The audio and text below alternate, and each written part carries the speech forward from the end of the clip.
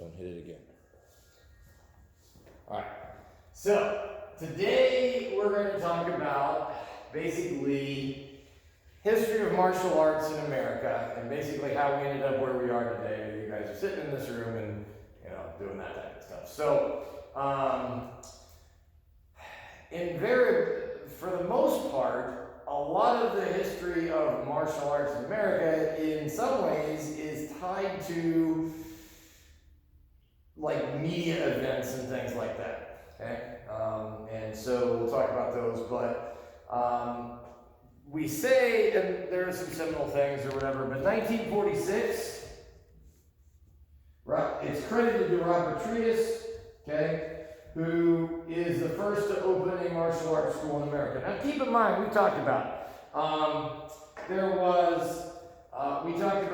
Filipino communities that were doing Kali, and like we talked about the War of 1812 or whatever else. There were Filipinos here. There were the Chinese that were working on the railroads in the West, right? And that's the basis of the premise of the show, the TV series Kung Fu, that some of them probably knew some martial arts when they came over, right? There were judo schools in Seattle in the Pacific Northwest, but same idea. The Japanese came over. There were Japanese immigrants that had come over. Certainly Hawaii, being closer, had Okinawans that were traveling for work. Even arguably maybe before World War II or whatever. So, but certainly right immediately after. Teddy Roosevelt basically did jiu-jitsu in the White House, right? And was an avid wrestler and did judo / jiu-jitsu in the White House. So there was martial arts in America way before this. There were martial arts schools or YMCA or whatever. Some of them might have been closed, right? So only to other Asians or whatever else, but it was out there, okay? But what we consider your commercial martial arts school today probably came about 1946. So what is that time frame mark, or what is correlated to that? When that date, what do you think about? What's ending?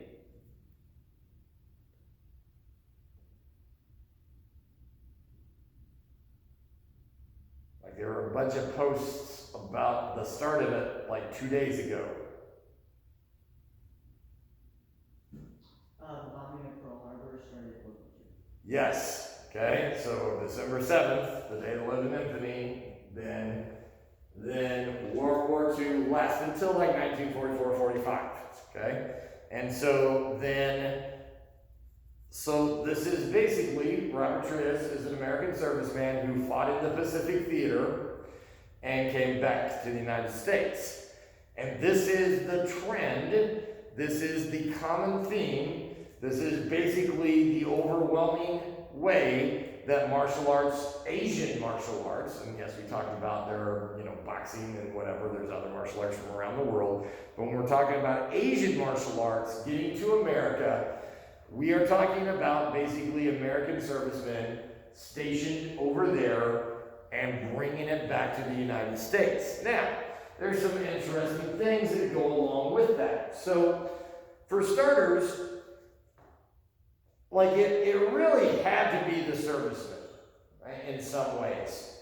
So, I mean, you're stuck over there, you're on base, and, when you're not on duty, you sit around the barracks, you drink beer, or, you got to do something, you got to figure out something to do, right? And maybe you can only drink so much beer, right? So certain people decided they were going to go out and they were going to find, they ended up finding a martial arts school. Maybe they saw it demonstrated or they saw it, executed. They're like, I want to do that or whatever, and so they went out. Now, so they're going to an environment that is inherently structured because of that Confucian concept, very hierarchical. Okay, the like quasi-military feel is a very war like Japanese, like around the war era, like, you know, if you're practicing in your backyard in Okinawa, it was a little more relaxed atmosphere than, you know, really like we do in Taekwondo class. It's very, again, that's very much a, you know, again, quasi-military feel and stuff like that, right? So,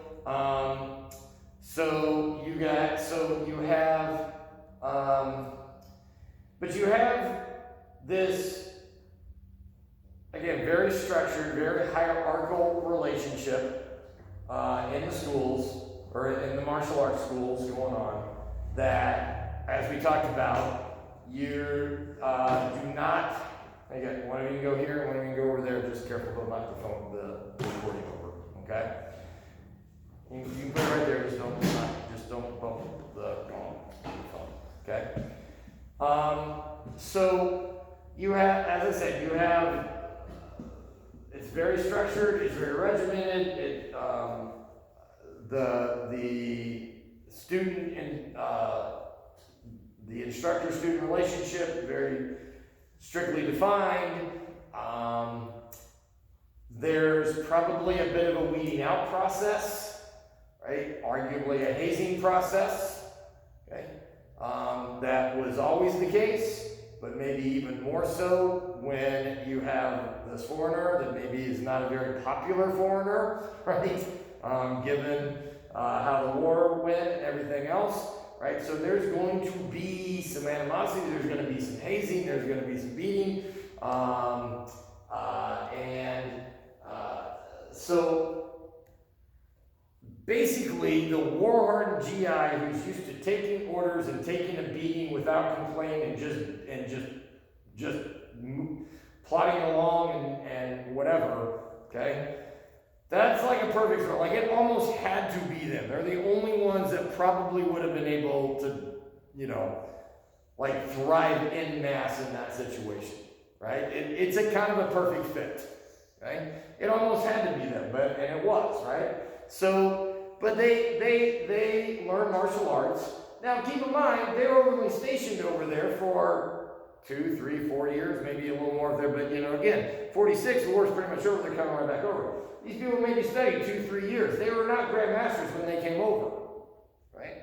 To be perfectly honest, a lot of the, like, you know, Asian masters were like, we gave them black belts, they didn't really think they thought they were real black belts. It was really just kind of a parting gift, right?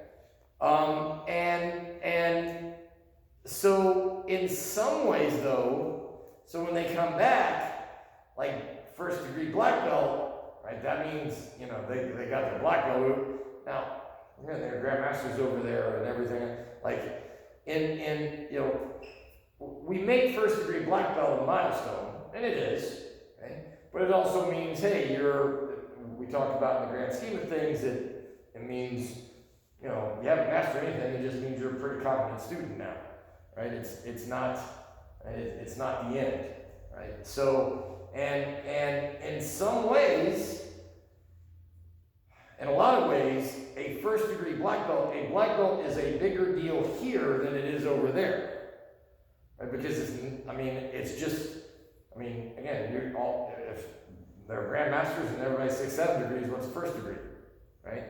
But if you come back and you're the only black belt, ooh, you're a black belt, right? It almost is made, it's become a bigger deal in America, a first degree black belt in America, than it is over there. Right? But part of it is because they came back, they're the only black belts, right? And I mean, yes, they got it in 2 or 3 years, and it took some hard work or whatever compared to what other people do. But like I said, in the grand scheme of things, compared to what they came from, right? They're still very, like Grandmaster Chase says, little birds, right? You're still in the nest, right? You haven't even learned to fly yet, type stuff, right? But like I said, it almost had to be the American servicemen in that environment. So they come over and they start setting up, they set out their shingle, their tile, and they start teaching, okay? And then it is those connections to the military that get actually then the first generations of Asian instructors that come over usually had some tie to, they got their visa through the military, or they had a tie through some serviceman and whatever else. Okay, MacArthur was one of the World War II. Like judo was started. They wanted judo taught to service pilots, because in case they were down. This started happening after World War II. They wanted judo taught in case soldiers, pilots were down behind enemy lines, right? So they're like, oh, we need to learn some martial arts or whatever for that or whatever. So then certain people endorse, for example, judo for that, right? So let's bring over some judo instructors and things like that. So really, a lot of your first wave of Asian martial arts instructors that came over, as I said, had some ties to these guys who brought martial arts back, or to the military or whatever else. So World War II was the impetus for really getting that cross-cultural exchange and getting martial arts to the masses. And so it's over here, although it's pretty fringe. It's not, again, there are schools out there and stuff like that, but it's still not very popular, and it's very limited in scope to certain demographics and stuff like that for a long time. Okay, in the late 60s, and so there's some other things that go along the way. There's some tournaments open. One that's important for us is 1956. That is Jun Ri, okay, who happens to be a Taekwondo master, okay, who basically is known as the father of American Taekwondo, is the first to come over, the first Taekwondo master to come over, okay. We mentioned him, I think, before in the Taekwondo section, right? So he comes over relatively early in the process. Chung Kwan's one of the first, Taekwondos to come over and stuff like that. But again, he's the father of American Taekwondo. There's others that come along the way. Tournaments start popping up, stuff like that. But again, it's pretty fringe. Black Belt magazines formed or whatever. The first real boost that the martial arts gets in terms of popularity is because of a celebrity endorsement in the late 60s, okay, early 70s, but especially the late 60s. It's a celebrity endorsement. It's not a martial artist who becomes a celebrity. It's a celebrity endorsement.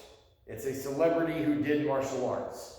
And at the time, it was the biggest celebrity of all. Anybody want to take a guess who that is?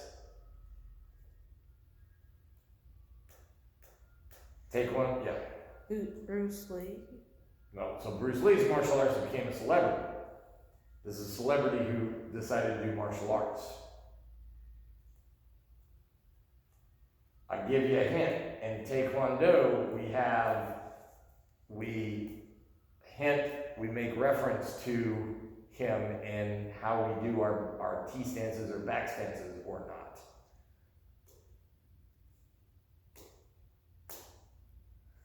Light bulb number 7. What's the hint? Elvis. Elvis Presley. Okay? Did Kempo. Okay? Again, he was the king. He was, I don't know if we have a celebrity on par with him nowadays, right, in terms of world popularity, okay? Revolutionary popularity, right?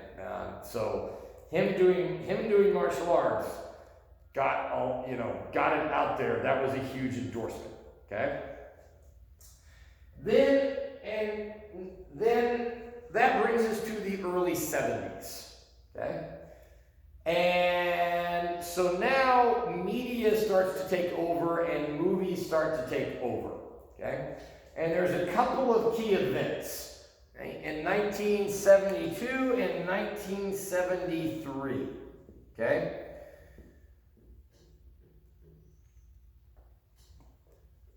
One of the first is Billy Jack.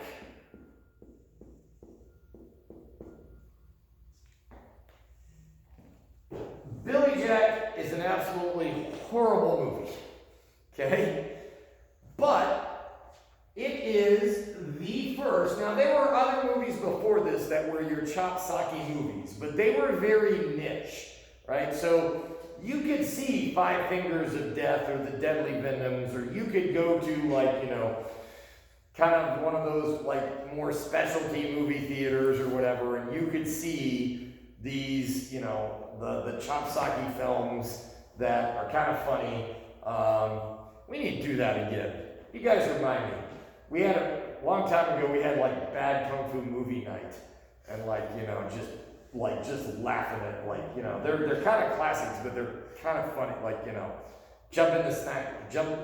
get naked and jump in the sack of snakes type training, right? It's kind of like, what? Right? So there's some funny ones out there. Okay, Crippled Master, that's one of my favorites. Oh, it's bad. It's good, but it's bad. But it's good in a bad way, right? So they're like one loses his arms, one loses his legs, so they have to like Voltron, like, you know, Power Ranger come together to make one fighting people. You know, he gets on his back and does, you know. That's my dad's favorite. One of my dad's favorite kung fu movies. It's Crippled Master, yeah. So anyway, so we need to do another movie night like that. That's what we need to do. Okay. So anyway, but so you had those movies, okay, going on. What we have come to assume is that most action movies nowadays has an adequate amount of martial arts in it. Okay? There's some good fighting martial arts in any good action movie today, right? But Billy Jack was the first kind of mainstream action. There wasn't a Western, right?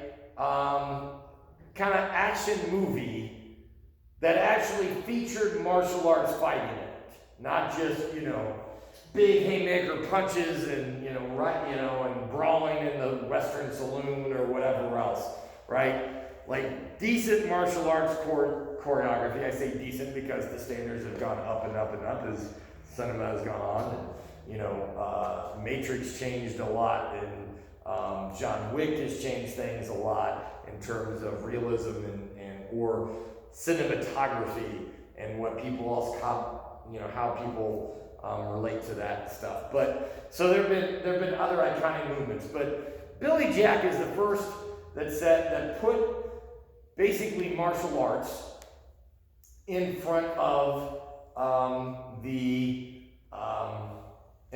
mainstream American audience. Okay?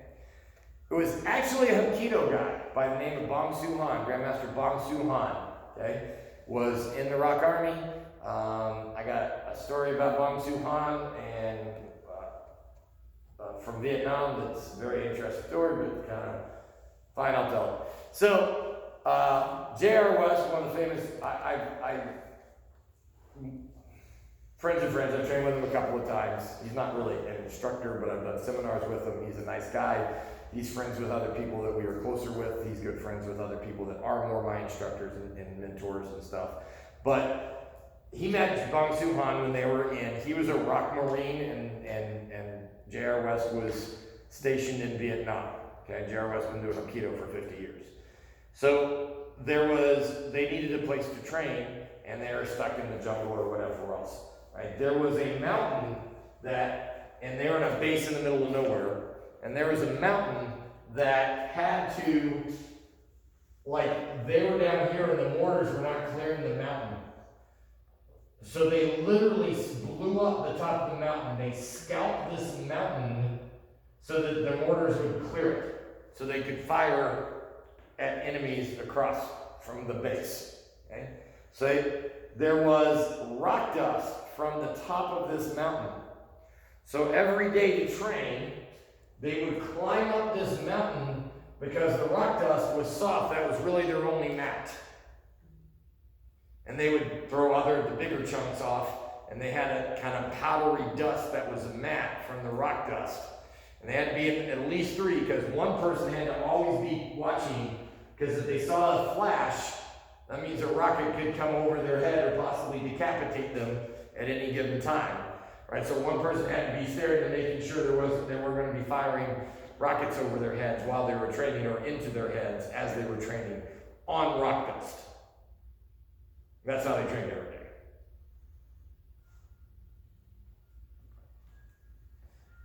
So anyway, okay, so that's your Bong Su. But anyway, so Bong Su-han ends up in America, and he becomes the stunt double for Billy Jack. So Billy Jack's like, he's a war veteran, he's a Vietnam veteran who comes back, and he, like, basically the town, corrupt town boss, boss hog type dude, is picking on some poor Indian children, Native American children, reservations. This is also the 70s, right? So there's that counterculture, the institution sticking it to the man, that type of stuff going on, right? So bunch of hippie Indians, Billy Jack comes back, saves the day, stands up for him against the bad guys or whatever else, right? So Billy Jack's got a big black kind of cowboy looking hat that he always wears all the time or whatever, right? And so there's a fight to go on, and then cut, and Bong Su-han, and so all the fighting is done from the back. You just see a big cowboy hat, and Jack Laughlin, the star, like suddenly shrinks 6 inches, right? Because Bong Su-han's shorter, right? So suddenly he's shorter or whatever, and you see a big black hat do some backspin kicks and whatever else, and flying side kicks and kick people through window, do all the martial arts stuff, right? And then cut, and then they put him back in, and then they show his face, or whatever else and stuff like that, right? But it's Bong Su-han hiding behind a hat. He's the first one. The famous line, it has been reiterated in other movies, Major Payne, that's still pretty old, some of you guys probably haven't even seen that. That's kind of old, that's kind of a comedy or whatever. It has been reiterated over and over again in different ways. It is a famous line, but it comes from Billy Jack. I'm going to put this foot on that side of your face, and there's nothing you can do about it. And then he does a crescent kick, whacks him, and then the fight's on with all the other goons and stuff like that, right? But that's how one of the fights starts. It's one of the famous lines from Billy Jack. You will hear that line elsewhere, but that comes from Billy Jack. There's like 3 or 4 of them. It turned into a box set, I think. You can get a box set now. It's a horrible movie. Billy Jack goes to Washington and whatever, but like they're bad. But it was crazy. People are like, what is this? I mean, it was what Matrix, what John Wick did for cinema, like, whoa, we've never seen anything like this before, right? That was a huge boon, because that was the first time the American mainstream audience saw martial arts, okay? Now, that with Kung Fu the series and the emergence of Bruce Lee is kind of bing, bang, boom. All 3 of these hit like right at the same time.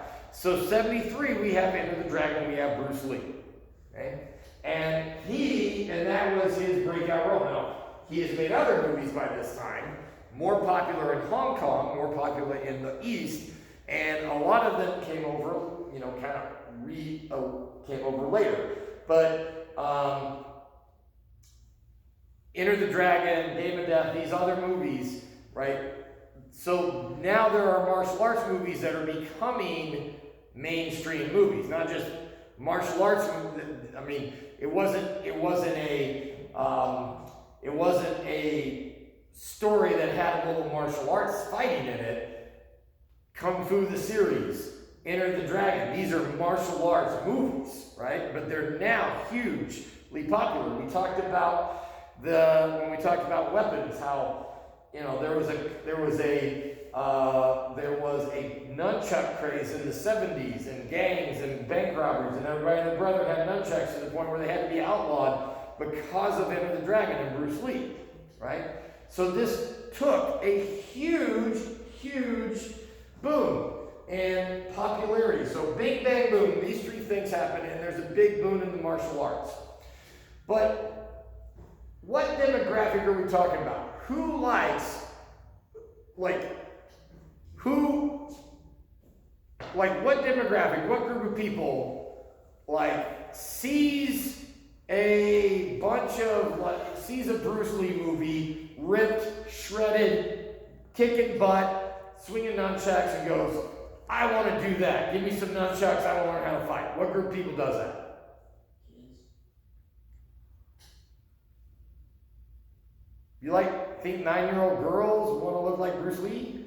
No, I'm saying like a little kid, like 5 years old, just like, I want to do that. I want to sing those. Well, okay, I see what you're saying, but like Enter the Dragon is not a little kid movie either, right? It ain't Kung Fu Panda. I'm pretty sure it's probably R-rated, right?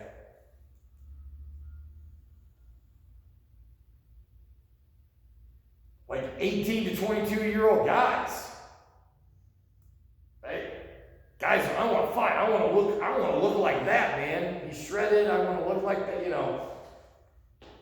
piss and vinegar, testosterone-driven guys for the most part. Okay? Want to be Bruce Lee. I want to beat people up in a bar like that. I want to do whatever. Okay? So they join martial arts schools. Now, who's running the martial arts schools? These guys. Right? Grizzly old war veterans, 18 to 22-year-old piss and vinegar guys who want to kick ass. Kind of reminds them of those guys in their age, right? So the martial arts in the beginning, we're pretty, well, okay. They refer into Texas is one of kind of a hotbed of martial art, like a lot of pioneers, right, came from Texas or whatever for a while. So in Texas, they referred to the blood and guts era. Okay? This is pretty rough. I mean, the training's pretty rough. Maybe not necessarily the smartest, but I mean, it was a lot of fighting. You lost teeth. I mean, it was, again, it was the blood and guts era. Okay? And so there was a huge boom in the martial arts in the early 70s. And it goes for a while, but it doesn't sustain, and there are people that are getting older and getting beat up and everything else, okay? So it kind of dwindles back down a little bit until the next major event. And this happens in 1984. Another major movie comes out. What's the movie in 1984?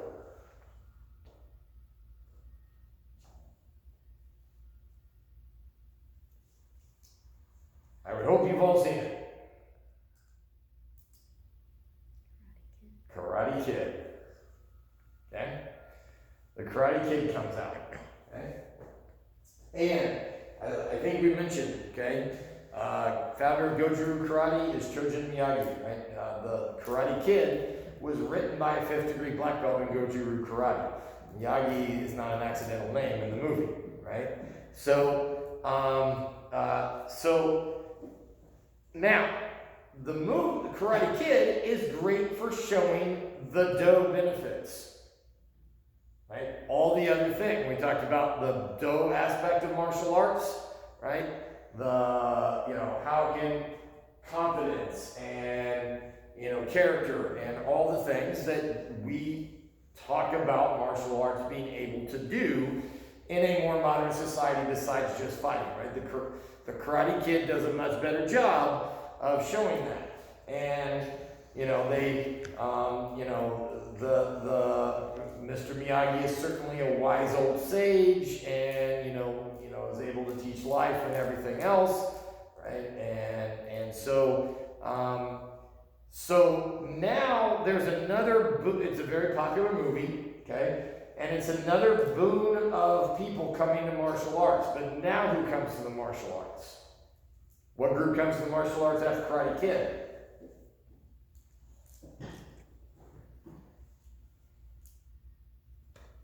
Cobra Kai?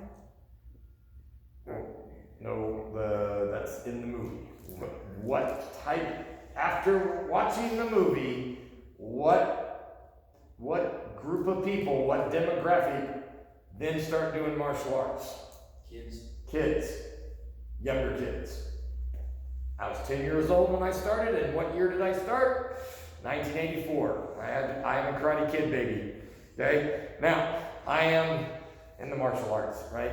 Now, actually, I was a yellow belt, maybe green belt when I saw it, right? So,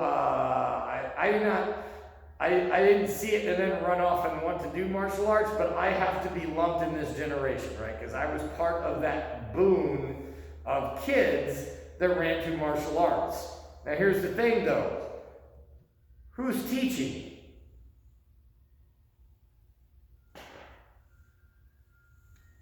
Yeah, still these guys. And who else is in the class? These guys who still haven't quit. Okay? Does that environment sound like a good place for a bunch of kids? No, it was not. I'm not going to lie. My instructor had no idea what the hell to do with me. Right? But there was, and this is a small town in nowhere, Indiana, where I originally started. Okay? Grandmaster Che was in Louisville, a little bigger city, but I started in a branch school in one of his instructors in a very small town. We're talking like arrogant small, right? Yeah, everybody's like, whoa, right now, but they had to start a brand new kids class. There was one time a week. It took me 6 months to get my yellow belt because I still had to have 30 classes, but I could only come one time a week, right? I got a test early. Instead of taking 7 months, it took me only 6. I tested with 23 classes instead of 30 because I did well in my first tournament, okay? But they basically started a kids class one day a week because they put us all together and they didn't know, they had no what to do with us, right? Kind of like in leadership team, we talked about if you've never worked with dragons, that's a very different experience, right? Think about, that's what these guys in spades trying to deal with all our kids, and they took 5-year-olds to I was 10 or whatever else, and they had no idea what to do with us, okay? In my school, I was the first kid who was allowed to go into the adult classes. I was the only one that was allowed to switch, right? Because I did better. I excelled in the kids class, and they finally let me start taking classes with the adults and get more training. Okay? And it was follow along in the back of the room until you either figured it out or you quit. That was the old school, we talked about it before, right? And that's the way it was. It wasn't, okay, we're going to take this group over here, and you guys we're going to teach you this together. You just got your belt here. Let me catch you up on this a little bit, get a little extra practice on that so you know what we're doing. And it's basically, you stand in the back and follow along. Like I said, you either figure it out or you quit. That was the way it was always done. Right? But, so, it was very